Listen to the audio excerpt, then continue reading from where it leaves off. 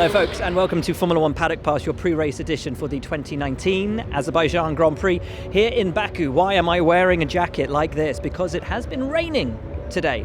Add that into the mix of what is already a pretty exciting Grand Prix weekend.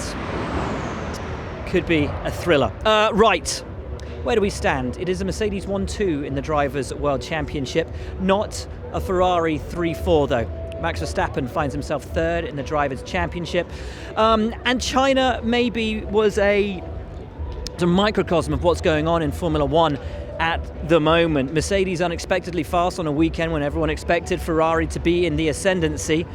And as Ferrari concentrated on their own intra-team battle, they allowed Red Bull Racing and Max Verstappen into the mix. What looked like a certain 3-4 became a 3-5. Now, we've talked about this all season.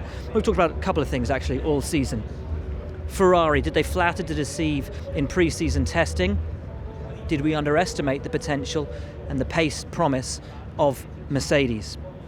Also, the headache, nice headache, that Ferrari have got with two very fast drivers. Charles Leclerc does not have a Grand Prix victory to his name, and yet you feel it's coming.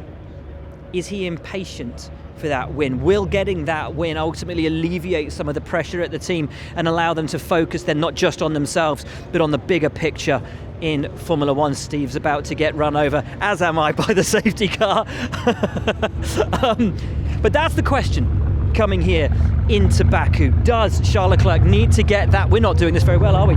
Need to get that win out of that way? Does he need to get that monkey off his back, if you will, to allow him then the freedom and the team the freedom to focus not on themselves but ultimately on everybody else and fighting for that World Championship? It's not an obsession. My obsession at the moment is to do the best job in the car and to extract the full potential of it, and then I'm sure the results will come. But obviously I'm impatient for this moment to happen, if it will ever happen. And I will work for that. But yeah, as I've said, I'm not obsessed with it. I don't think it will be a good way to approach the weekends, only thinking about the win. And I'm just, as I've said, obsessed with extracting the best out of the car. Having two very fast drivers is a nice headache for the team to have, but does it mean that you can focus too much on yourselves and not enough on the other teams that you have to fight? No, I think, again, it's more or less the same answer as before. I think it's very important for me to focus on myself, to focus on the car, on the work I have to do in the car and out of the car, and then the results will come. So I'm not focusing on my teammate, but I'm focusing on myself, and then hopefully the rest will come. 2 years ago, you came here under a different time of year, admittedly, but under incredibly difficult circumstances and put in an astonishing weekend. Last year, here was the weekend where you really announced yourself in Formula One. Is there something about this place, maybe because of the place you were in 2 years ago, that means something to you, that allows you to draw something deeper from yourself in the car? I don't think it comes from this. I think I feel somehow particularly confident in city tracks in general, and no exception to here. I really love this track. I really enjoy driving as close as possible to the walls without touching them, obviously. And yeah, this is a challenge I like as a driver. Interesting stuff from Charles there, and if you're wondering what we were referring to 2 years ago, he lost his father in the run-up, a couple of days in fact before the Azerbaijan round of the Formula 2 Championship. He came here, stuck the thing on pole over half a second in a spec series. It was really incredible, and went on to win the first race, should have won the second race, was given some silly yellow flag penalty, but amazing weekend. Anyway, something I think quite special here. Right. Let's talk about these guys. Actually, let's talk about these guys first and foremost. We talked about Ferrari. They've got upgrades on their car this weekend. Pretty much every car will feature a different rear wing this weekend. Certainly in the first practice sessions, we'll see them back-to-backing really minimal downforce wings and sort of medium downforce setups on the car, because you've got this massive long straight, but then you've got all the wiggly bits. First of all, the 90-degree corners around the first sector, second sector up around the castle, and that really long straight.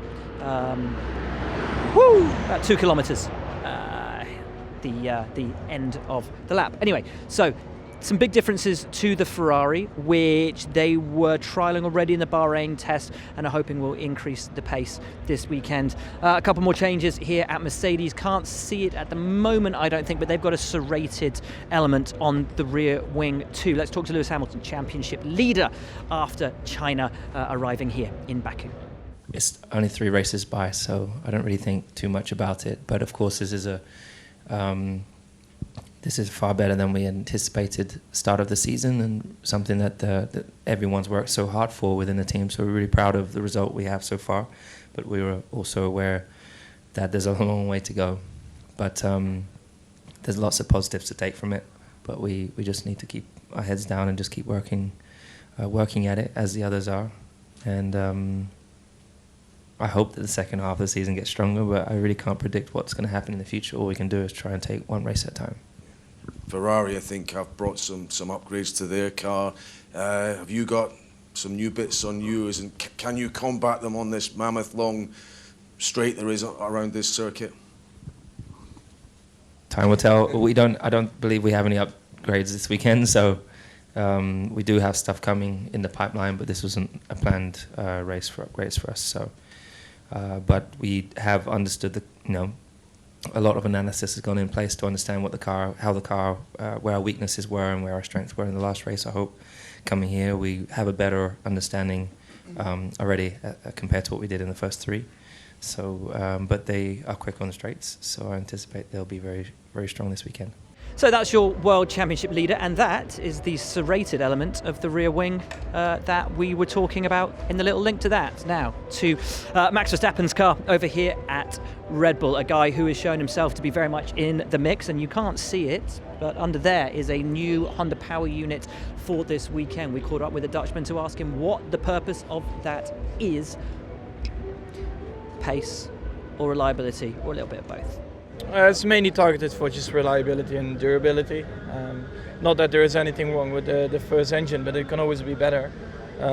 So I think that is the main focus for them, and maybe a little bit of a power increase. But yeah, I don't expect it to be a lot, but every little bit helps. Have you been surprised by the reliability so far this season? You're third in the championship, ahead of both Ferraris, which I think some people might see as a surprise. Well, not really surprised if you look back to winter testing and stuff, because already there it showed that the engine was really reliable. So, and then throughout the first 3 race weekends we didn't have any problems. So that is always very encouraging, and if it can be even better than that, well, that's great. That's why we took this engine. And all of this with the car, whose characteristics I know weren't totally to your liking. Are you happier with the handling of it now before we get back to Europe? It's always been, let's say, good in terms of feeling, but just at the moment not quick enough, let's say like that, and we're working hard on that to improve that. And so to Nico Hülkenberg, a driver who, if we're being honest, hasn't had a great time of it recently in Baku, has been running in strong positions, but has ended in the wall. That is the very nature of this track. You just can't afford to take your mind off it. You can't afford to make a single mistake here, given the pace potential, though, of Renault over the first 3 races of the season. What does he think they can do here in Azerbaijan? It's always pretty entertaining, inside and outside of the car. It's a crazy race. It's a bit of a crazy circuit, but in a good sense, very challenging, really fast. So takes a lot here to get it all together. Obviously the last 2 years, we'll not talk about it too much, but looking for a better one this Sunday, and hopefully flying home with some decent points. To show how narrow the margins are here, that you just can't afford to make a single mistake on any lap. Yeah, true. I mean, here, different to Monaco, you have some emergency exit roads, but on a lot of the exits, they tighten up on you, the walls sticking out, braking from very high speeds to really low speeds, and we run medium downforce here, so the car always feels more alive, more floaty, less confidence therefore for the driver. So it is challenging to really master this track. It's not an easy one. It's the thing, isn't it? Because we look at those big straights and think you'd have to play around with low downforce, but you've got all of the city sections of the track as well, and you need a bit of downforce for braking. Yeah, exactly. So I think over the years we found a compromise. It's not exactly Monza here, but it's also not high downforce. It's really in the middle.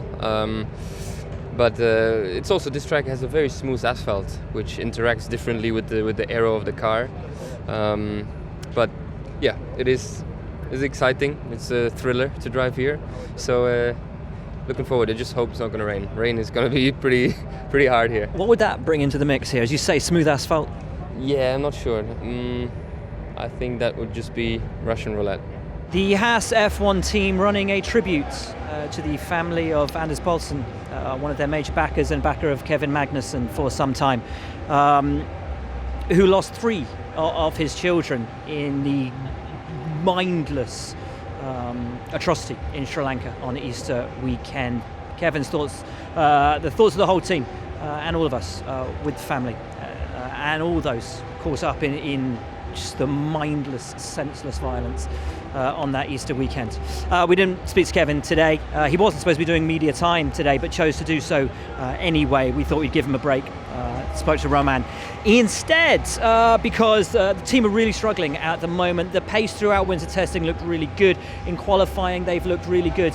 In the race themselves, though, the team has fallen off, and it's all about getting their tyres into the right window. We tried to get a little bit more insight then from Roman about the difference between quali and the race, how they're able to turn it on for quali, but they're not quite getting there under race circumstances. Well, in terms of, for us, it's the grip that we feel.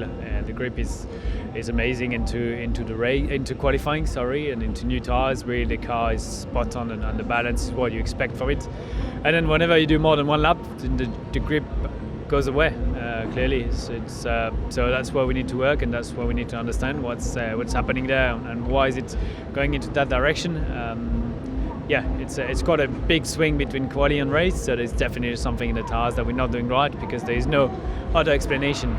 Is it about getting the heat cycle into the tyre? If you put too much in too early, they're gone, they just drop off the cliff after that one lap, but if you don't get it in quick enough, you can't get the pace out for that one lap in quali? Well, there's a little bit of all of that with more dimensions. If you get them too quick, too hot, you won't finish the lap. If you don't get them quite hot enough, then it's tricky. You never know which side of the window you're on, because for us, the driver feels the same if they're too hot or too cold. The grip is not there, so it's not so easy to tell the engineers what to do. I think now we've got a clear picture of what we should do, and hopefully we've got the right parts here to get the tires in the window. But definitely, yes, the race, you can feel a massive difference between the first lap and the second lap already in terms of grip and just where the car is. The balance is still good, but just like you're driving on the wet. Obviously, you had the problems in Bahrain, then you had the test, thought you got on top of it. China was difficult as well. You've only got a limited amount of tyres here on every race weekend going forward. How difficult is it going to be to get that headspace in with where you are with the tyres, given that once they're gone, they're gone? Yeah, I think, well, we're going to try as hard as we can, and we know Formula 1 there's no testing, so it's always difficult. I mean, Bahrain testing was actually very positive, even though we didn't solve everything for China. We got some good ideas of which direction we should work on, and that's what we're doing. So I think we're just reacting now quite hard, and the team is quite impressive what we could do between China and here to bring new parts and try to help. So hopefully that's a good step. That's clearly not the track that is easy for us with the long straight line and the very smooth tarmac, but if we can get it to work here, we should be fine for the rest of the season. You can get a CS55 burger in the hotel that I'm staying at this weekend. You can read up all about that on F1.com, because Carlos invented a burger and it's on the menu. I don't know if it's any good or not. I might try it tonight. Got to work on the belly. Right, should we talk about cars and racing and stuff? Let's do it. Lando, we're going to talk to down here at McLaren. Has the start of the season flattered to deceive for McLaren? Certainly, I don't think many people were expecting the competitiveness of the opening races to be as good as it was. China, a little bit of a disappointment for them, obviously, with that contact with Danny Kvyat on the opening lap, possibly affecting the overall result. This is a track that Lando knows well. He's raced here before. Does that make a difference? How much is he looking forward to a weekend here in Baku? I mean, if you asked me this question before China, I would have said, yeah, very good. After China, kind of what we expected, I guess. I think it's because the midfield is so tight between, well, all of the teams pretty much, apart from the top three and then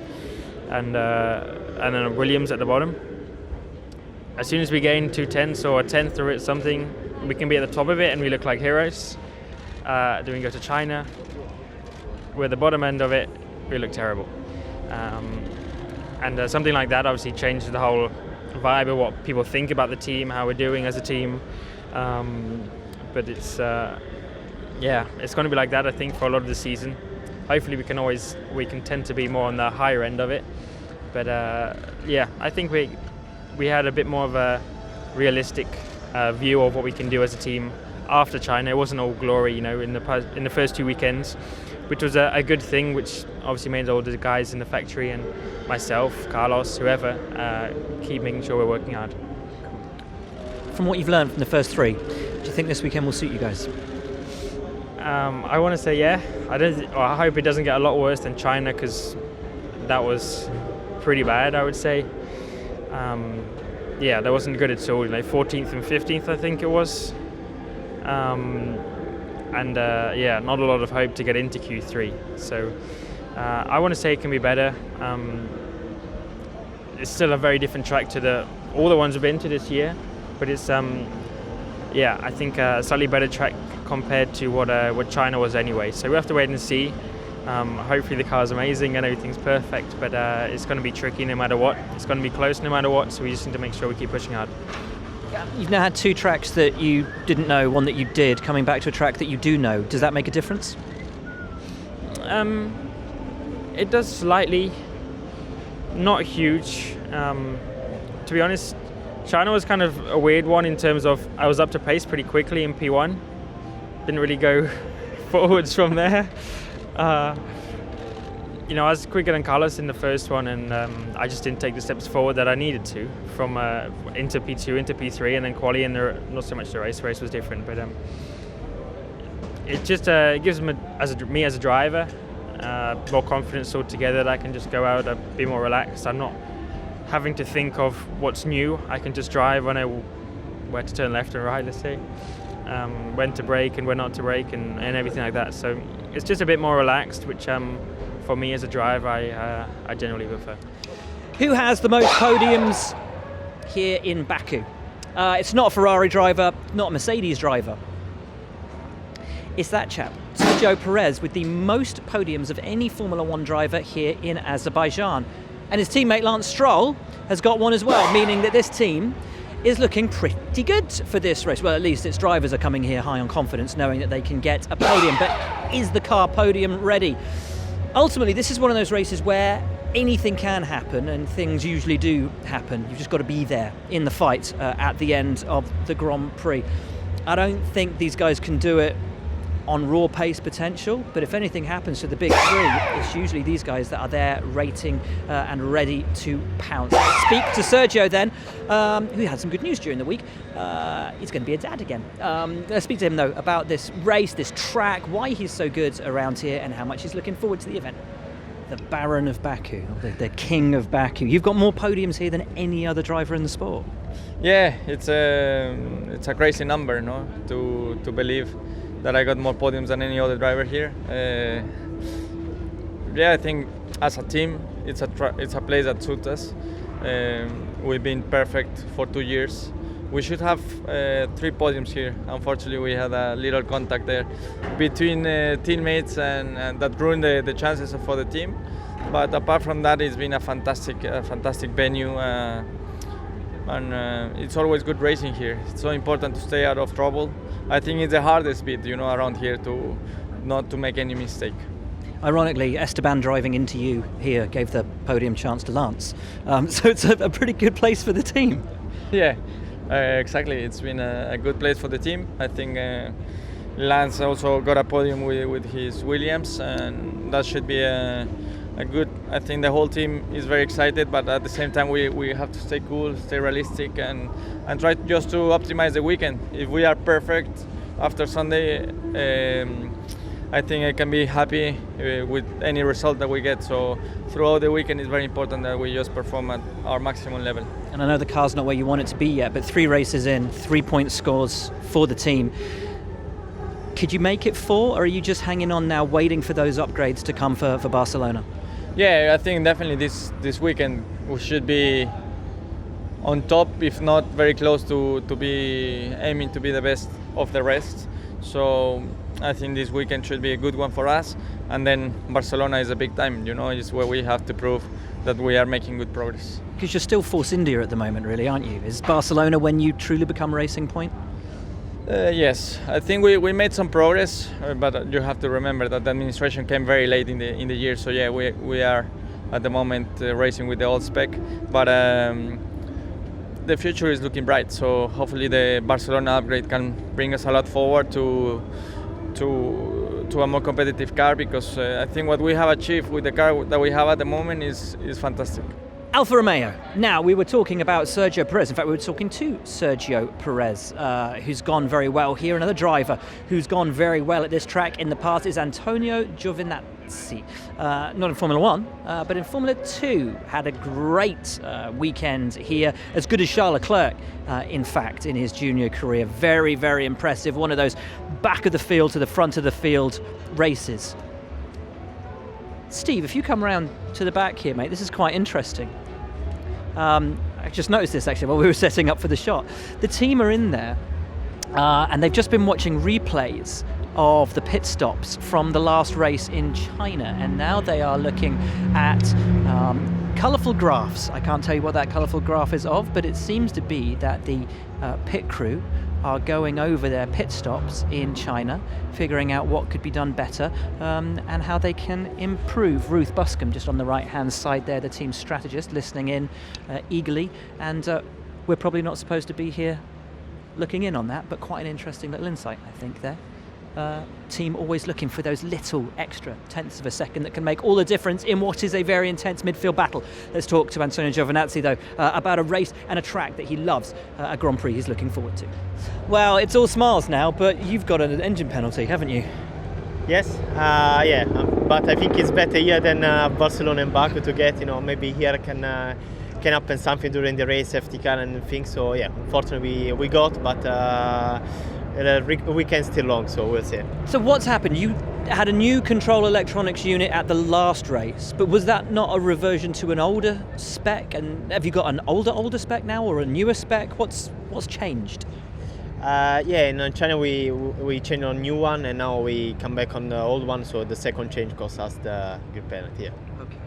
But if anyone knows how to come back from a penalty here, or starting at the back, it's you. You've got a very good history at this track. Yeah, I will sign on something to do the same I did in 2016. Was a really good race. I was last in the first lap, and then I won the race. So yeah, it's kind of track where you can do this. Of course, now he's an F1, so I would like at least to take some points after I started last. From what you've learnt from the first 3 races, how do you think this weekend's going to go for you guys? We don't know. I think we have a good car, and especially in the race pace. Unfortunately, qualifying will be tough for us because we got the grid penalty. But we need to just approach the weekend like a normal weekend, take the maximum from them, and then we'll see it on Sunday. So we've spoken to Lando, who's already raced here, spoken to Antonio Giovinazzi, who's already raced here. Let's talk to another rookie who's already raced here, Alex Albon. It's something that I asked Lando earlier, and I'm going to ask Alex about it as well. The difference between a track that you go to that you've never raced at and a track that you go to that you have raced at before, and how much of a difference it actually makes. I've read today they're going to change Alex's Friday run plan to try and help him get on terms with the car. But as you're about to hear, coming to a track that he knows allows him to do that a little bit anyway. Interesting insight from a guy who is impressing everybody in his rookie Formula 1 season. So, China, content with the race that you had, or slight frustration given that you had to start where you did? What could have happened? Yeah, I think mixed. I do think we could have done a better job on Sunday if I qualified on Saturday, but I am happy with the result. At the end of the day, I think, it was a good comeback. I did feel disappointed after FP3 because at that point I thought it was a feeling of like we could have done something on qualifying. I really felt we could have been in Q3, so it felt like a missed opportunity. And coming Sunday, obviously we got the point, but I was happy with the race. Just think we could have scored a couple more points. Helmut Marko said you're the surprise of the season so far. A lot of people have said you're the surprise of the season so far.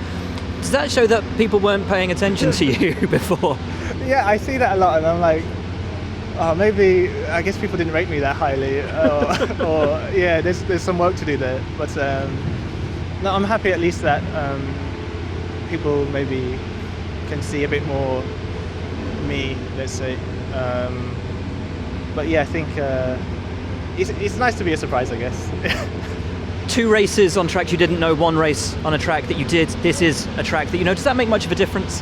I think so. Yeah, it just helps you, especially FP1, FP2, get up to speed. And when you're learning a track, it's always FP1, FP2. The feedback can't be as constructive just because a lot of it is you as well, learning the track. So it's more as a team as well. You can start testing stuff, test items already in FP1. So that's really where the benefit comes from. I think by the time you're out to qualify, more or less, you're thereabouts. So yeah, I think we can hit the floor running a little bit quicker. The beats are pumping down here at Williams, which is apt because apparently Baku is one of the top 10 cities for nightlife in the world, according to Lonely Planet. There you go. That's all I can tell you about down here at Williams today. We didn't get to talk to Robert because it was a bit early in the day and Steve here and all the other cameramen were off doing other stuff, important stuff that you will see on F1 Digital over the coming weeks. So we thought we'd talk to George, but George is poorly and isn't at the track today, so we couldn't talk to him either. So womp, womp, womp bass and music is all we've got down here at Williams. Sorry about that. We do know, however, the team are struggling still to get on top of what is the core difference between the 2 cars. Robert says his car is ostensibly different to George's and they can't figure it out, but hopefully they will get some clarity towards the end of the weekend. And with that, that is your lot, I'm afraid, from Paddock Pass for this pre-race here in Baku. Looking forward to this weekend. As Hulkenberg said when we interviewed him, there is that lingering chance of rain in the air. Look at those clouds. There is rain around, Steve. There's rain and water and then there are clouds. That could make things very exciting indeed. This is a track that Leclerc goes brilliantly at. Is this the weekend that he takes his first Formula One win? Is it the track that Ferrari finally find the form that they had in Baku but weren't able to bring forward and bring through for a Grand Prix victory? I should point out, earlier today in a press conference with Seb, he was asked, have Ferrari been holding back over the opening 3 races? Is there an inherent problem with the power unit that's meant you guys have had to dial it down? He said, no, we've been pushing to the max since day one. With that in mind, bring it on. Ferrari versus Mercedes. Can Red Bull get in there as well with that improved Renault power unit? It's not a Renault anymore, is it? No, it's a Honda power unit in the back of their car. Can't wait to see. Join us for it all. But from us here in Baku, we will see you later.